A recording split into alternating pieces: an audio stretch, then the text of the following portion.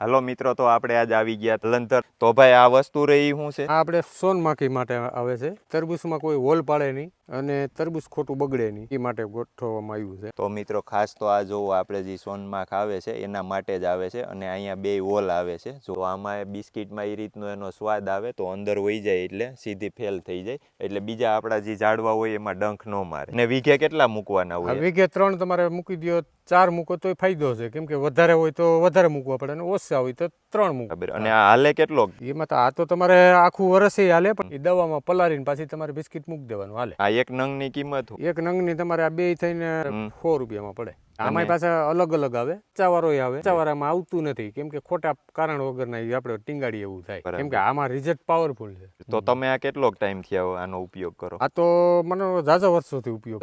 નયું ચાલુ થાય એટલે મૂકવા જ પડે, નકર એ ડંખ મારી જાય ને એ તરબૂચ પાછું ફેલ થાય, કેમ કે એમાં હોલ પડી જાય.